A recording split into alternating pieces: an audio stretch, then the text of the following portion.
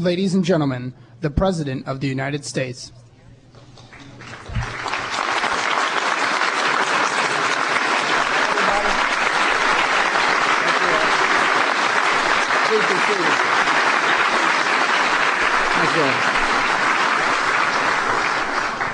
Good afternoon.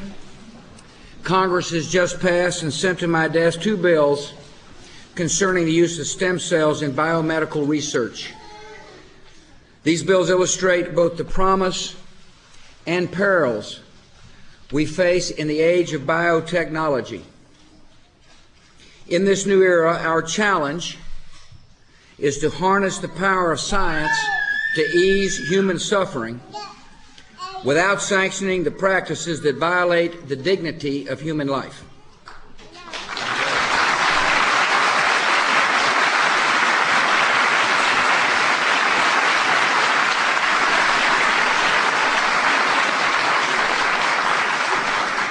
In 2001, I spoke to the American people and set forth a new policy on stem cell research that struck a balance between the needs of science and the demands of conscience.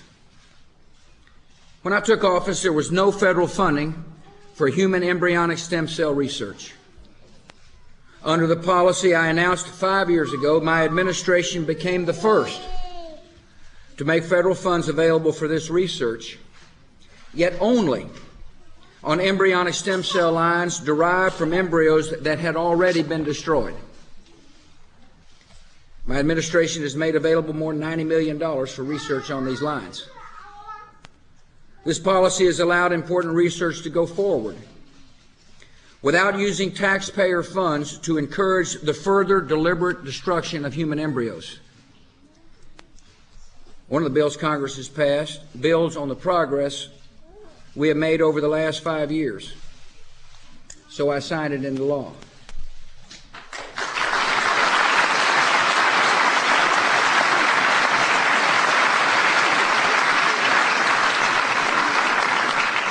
Congress has also passed a second bill that attempts to overturn the balanced policy I set.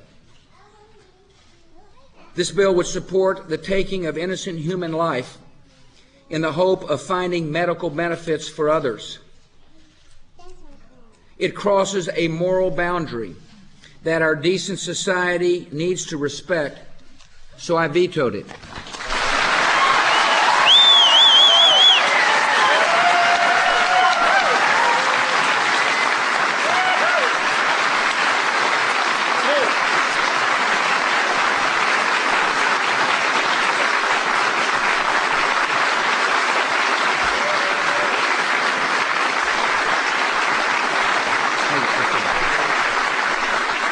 Like all Americans, I believe our nation must vigorously pursue the tremendous possibility that science offers to cure disease and improve the lives of millions.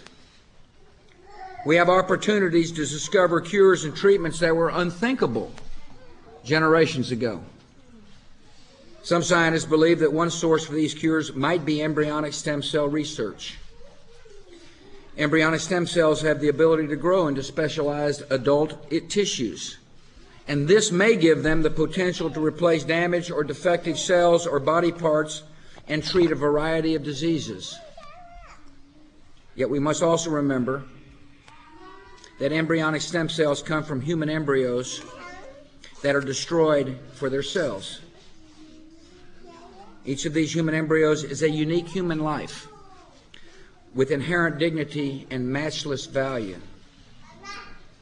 We see that value in the children who are with us today. Each of these children began his or her life as a frozen embryo that was created for in vitro fertilization, but remained unused after the fertility treatments were complete. Each of these children was adopted while still an embryo and has been blessed with the chance to grow up in a loving family. These boys and girls are not spare parts. They remind us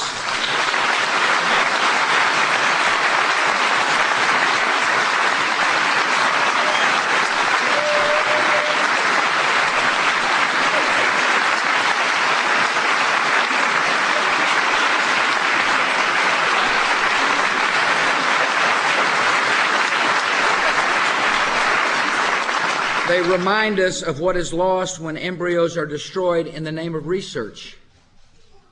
They remind us that we all begin our lives as a small collection of cells. And they remind us that in our zeal for new treatments and cures, America must never abandon our fundamental morals.